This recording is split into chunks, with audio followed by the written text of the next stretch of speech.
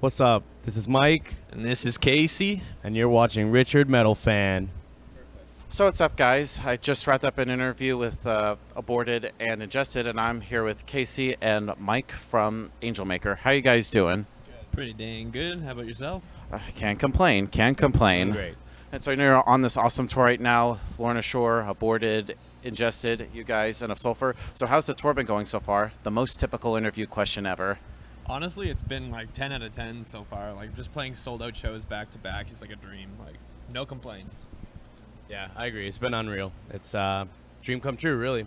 Hell yeah. So what I want to do is do a quick rundown of your catalog as well as like your journey as an artist from where you started to now. But before we go into that, what are the bands that got you two into metal? What made you want to be vocalists? So who wants to go first? I guess for me, it's probably like bands like Job for Cowboy, Black Dahlia Murder, Suicide Silence, All Shall Perish, Suffocate, Elijah, At the Throne of Judgment, At Rest, kind of stuff like that. Yeah. And for me, I'd say the first influence would be Randall Blythe from Lamb of God. And then, yeah, Corey Taylor from Slipknot. And then after that, I don't know, it just went wild. And like Johnny Davey from Job for a Cowboy was a huge influence. And then like Travis Ryan after that, and just kept going on from there. Yeah, lots of influences, and definitely rest in peace, like Trevor from the Black Dahlia Murder. Yeah. Yeah, and were you in any bands before starting up Angelmaker, or was Angelmaker you guys' first band? We weren't. I wasn't in any bands before Angelmaker. We kind of started as a cover band. Technically, these guys were in a band before I joined, but not too much original music. And then once we kind of all got together, we started writing more or less the music that you now know as Angelmaker. Yeah. And how'd you all form? Because you all formed in 2011. So, except for Matt and Johnny, and I guess Steven now, but we all went to high school together. Yeah. Like, he's a year older than me, and yeah, just lived in the same neighborhood, and yeah, we're just like, yeah, we like the same music, so we just, congregated at my dad's house and started yelling and screaming, and here we are today. Yeah. And tell me about like that first EP, Decay. Okay, what was that whole like recording that? Man, so long ago now to remember, but yeah, we were probably, I was into grade 11, you were in grade 10, I think, when we started writing it. Because when we recorded it, it came out in 2012, but we recorded it. I remember when we were recording it, you had prom. So you were in grade 12. Nice, okay. Because I remember there was like the last vocal session, I just had to do it myself. I think we started writing before that, though. Like, writing it probably a year before. Yeah, I guess like April 2011 is when we started writing it, and by September 2012 is when that's when we dropped the album, but it was in May was when we were writing it in the studio. Yeah, I agree. Yeah.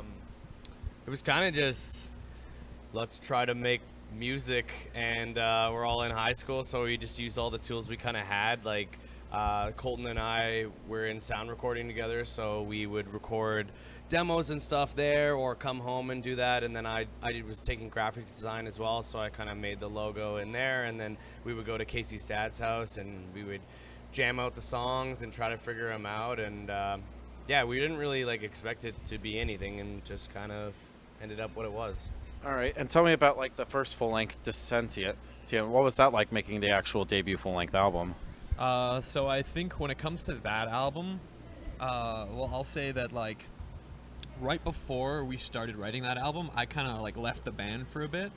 Oh, wow. Just because I wanted to travel and do other things. And I was like, this is just a little hobby. We're not going to take off and do anything. And then when I came back, I think we were all just like, okay, like let's just give this like 110%. So I feel like we really put our heart and souls into that album, and we gave ourselves a lot of time to write it, and we just tried to do it right and like actually make something worthwhile. I think like I personally think we did a good job at like actually giving it our all. Yeah, I know that was also the first release with Matt. Did him joining bring like a new element to the band that you all didn't have previously? Yeah, just like different chemistry for sure, but also like Matt's knowledge of harmonies and his additions to leads and solos was like a big jump, I think, from where we were like previously. Yeah, and then going into like 2019, you released a self-titled album because usually with a self-titled, it's usually like the band's first album, but with it's like almost in like the middle of the career, it's almost kind of like a new starter or like a new chapter. Why was the reason for it being self-titled? We just wanted to write an album that we felt like was representative of like the sound that we had coined over the years between Decay and Dissentient and the two split EPs. We just kind of wanted to do. Well, we wrote the album as, you know, not really anything necessarily planned for it, but as it kind of came out, it was just like a representation, I guess, of the Angelmaker sound that we'd kind of honed in on over the years. So we felt like it was a good title for the record, was just name it as the self-titled. Awesome, and I thought it was a really good album. And then going into your latest album, Sanctum, what was the whole writing and recording process for that? So I guess over time we've just developed a formula of like how we'll write things, and it'll just start as like instrumental tracks, and then we'll like say we have like 15, for example, we'll pick like the top 10 or however many we're going to put on the album, and then Mike and I will kind of like sit down together, write our own sort of, or come to a consensus on what the song like feels like the vibe of the song, and then we'll kind of go our separate ways, write our own versions. Sometimes he'll write way more of one than I'll write, and like vice versa, you know. Yeah. And then we'll come together again and be like, this is what I got, this is what I got, and we'll see. Sometimes it doesn't quite match in like how we're trying to portray that vibe, and then we just like figure it out and just like amalgamate what we have and make it flow and make it make sense. Yeah. Yeah, and I think with this album, it was a new process because Johnny would join the band. So Yeah. Johnny wrote some of the songs on, well, he wrote like half the record and Colton wrote half the record. So that was a little bit different than previously, where Colton typically wrote a lot of the like structure of the songs, and then with Matt adding his additions of solos and leads and harmonies. But it was interesting having somebody else who's new to the band, having like a fresh take on the perspective of like what they believe the Angelmaker sound to be was like a really cool process. All right, and with Sanctum, is that almost kind of like a follow-up to Self-Titled, or do you think this record kind of stands out in your catalog?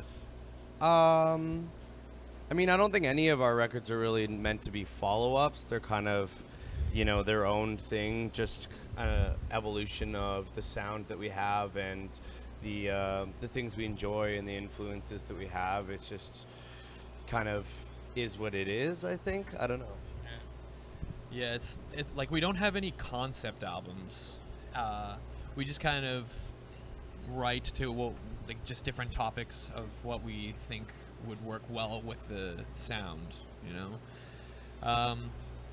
But I wouldn't say it's like 100% like a follow-up, as much as just like an evolution of our music, just as a whole. Right, because like Sanctum isn't a follow-up to Self-Titled, and Self-Titled isn't a follow-up to Dissentient. It's just like the evolution in Angelmaker. Yeah. And was there a preconceived idea making Sanctum, or was there a lot of like trial and error and improvisation along the way? When writing the record, we kind of just did as we usually do with writing songs we enjoy and then picking topics with them. The difference between Sanctum and I feel like our other records is the way we released the album, being that because of COVID we couldn't tour, and typically the usual way for a band to put out a record is to drop a few singles and then tour off that album, so people come out, come to the shows, and the album gets that exposure, where we're all stuck at home. So we tried a new strategy out and just did kind of grouped singles, as we called them, quadrants for the record, and kind of put out about half the record first through almost 6 to 8 months time, and then dropped the pre-orders with the full album track list. And I don't know, it was different, and I think it was cool given the time period and in the circumstances. Experiment sort of deal. Yeah, exactly. Yeah. And but yeah, grateful to be able to be back touring and everything again now. Yeah, and you mentioned like you wrote this like during the pandemic. Do you find it easier to like be alone to write, or do you need the company of your bandmates in order to create the music and stuff? I'd say alone, like to start at least, and then there will be points where like we'll come together and like we'll figure out the ideas together. Yeah. But for the most part, I think I have the most amount of flow alone. I agree. I think it's a balance, at least from a vocal standpoint. I 100% agree with you. I think it's nice to kind of get your footing in first, doing some of the stuff alone, with having communication of like what kind of topics and ideas might be interesting to us to kind of dabble with. But I do think like from an instrumental standpoint, there is some sort of chemistry that can be like made with writing together. So I do find some of the songs that have previously been worked on as a little bit more of a group collective typically have a little bit more of a different feel. So yeah. Right. And as vocalists, do you all need to hear music in order to come up with lyrics, or do you usually have a concept in mind that can help determine the outcome of the music itself? I guess I'll start. I mean, I get influence from everything: music, movies, TV, real life, everything like that. So it's not necessarily that I have to listen to the music to gain influence from it. We do try to like emulate a lot of influences from what would be considered like old school or MySpace deathcore. So sometimes I will go back and listen to those types of bands and get some little inspirations on not necessarily the lyrics, but the delivery and like how those bands emulated those things. But for me, it's not necessarily based around the music too much as far as inspiration goes. And for myself, I would say that like it just comes in like different waves. Like totally depends on like what's going on. Like I'll sit down to write and I'm like thinking of things or like lyrical concepts from like say Job for a Cowboy, for example. And then I don't know, I'll come back a couple hours later after say listening to okay, so I'd say that for writing for me, I would say that like it comes in like waves, and I'll be on a wave of like just listening to deathcore music and then just like what's the word, like translating that into like my own style of whatever I'm writing. But then I will also go to like philosophy podcasts and kind of like take ideas from that sort of stuff, and I don't know, it's all over the place for me personally.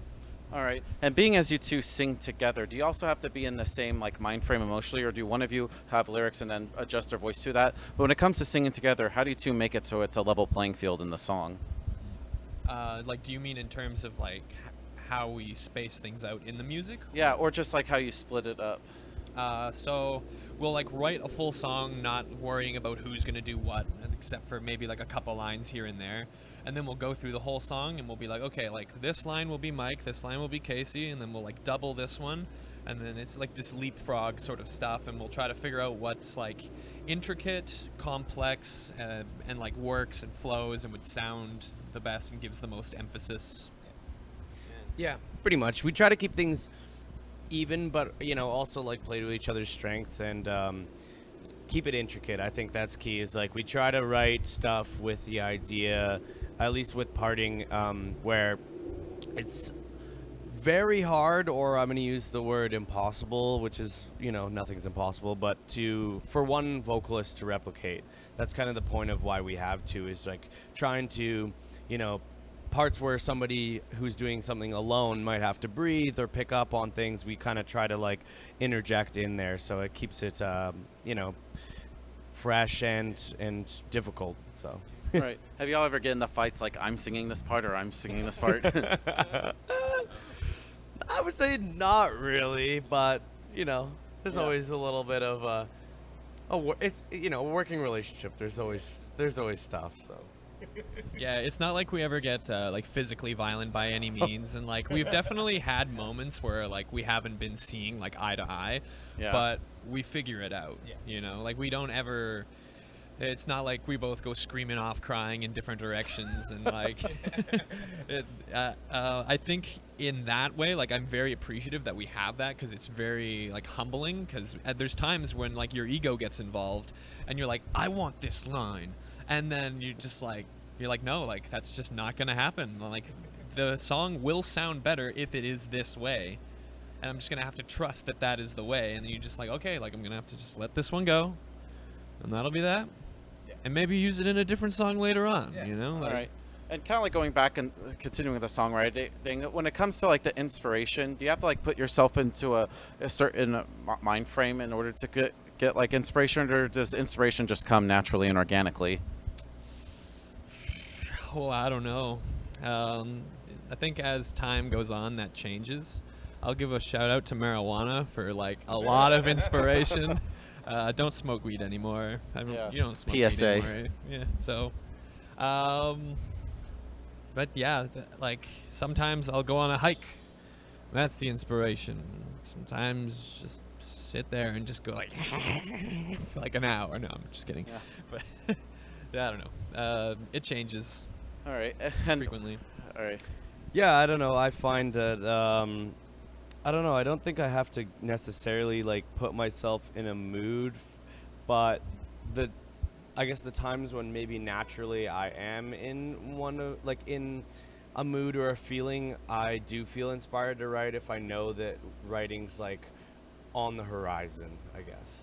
You know, like if we have songs that are ready and we're all working on them, sometimes I'll sit down and be like, I need to write right now, and kind of force myself into getting into the groove of things. Or sometimes it'll just naturally kind of occur where I'm like, oh, this is like a feeling and a vibe that I have right now, and I want to write, and I want to get this like going because I have something that's fresh on my mind, I guess. All right. And kind of going into your live show, is there a similar energy to playing live as opposed to recording, or they're kind of like almost two separate things? I would say for me, they're two different things. Like we write the recordings with live performance in mind in terms of like breathing and straight, you know, and long passages. It's like, okay, well, is this, you know, Casey or are we going to be able to do this live? We keep those things in mind the whole time, but I find performing live and performing in the studio like two totally different beasts myself. Oh yeah. So how I think of it is when you're in the studio, it's like, say this is the game The Sims, and you have this energy bar. Yeah. In the studio, you're doing it for like 2+ hours per session, and then it'd switch to him for 2+ hours, and then back to me for 2+ hours. You're constantly doing that, like the same line over, trying to perfect it. So it's like it's a marathon, and and the bar is slowly going down, because you have time to pause. But when you're on stage, it's just shrinking mad, you know. Like it's just a totally different sort of flow to it. Like one is more endurance, and the other one is just straight like buck wild, like power. Yeah.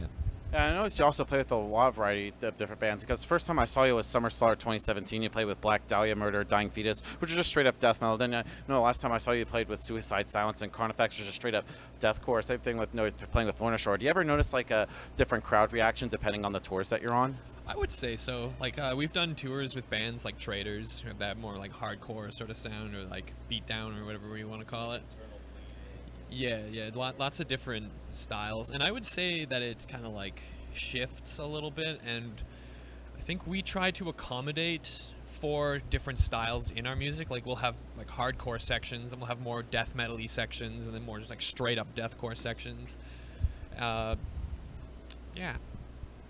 Yeah, I definitely noticed a difference in the crowds, and I think one thing I enjoy about our music is that although we play deathcore, we try to tiptoe around with other influences. So when we are on a little bit more of a mixed bill package, we can kind of tweak our set lists to potentially, have the crowd enjoy a little bit more of us depending on what bands we're playing with.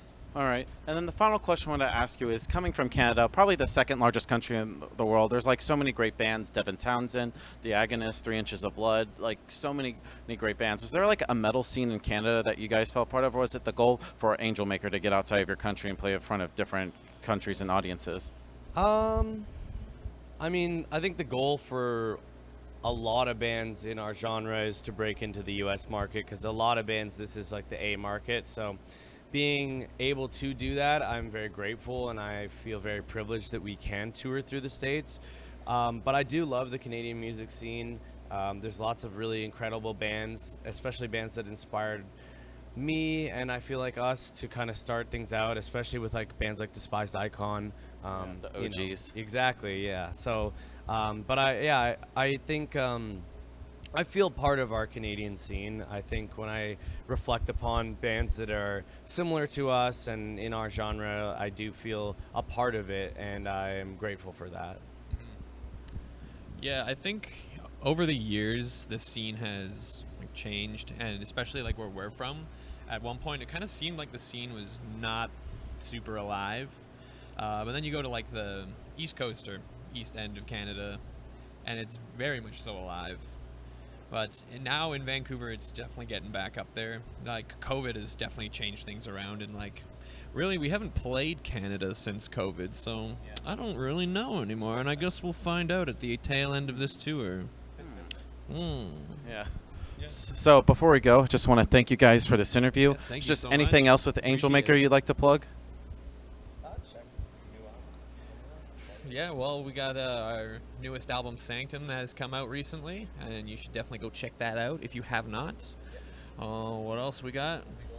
Yeah, we're going to Europe pretty soon with Shadow of Intent. I'm seeing them tomorrow. Very nice. Yeah, they'll be playing here tomorrow, I believe. Yeah. This one? Yeah. Yeah, and then we got lots more on the horizon. We're not stopping anytime soon. So we'll hopefully see you soon. Yeah, awesome. So everybody, Casey and Mike from Amen to Angelmaker, that. we'll see you next time.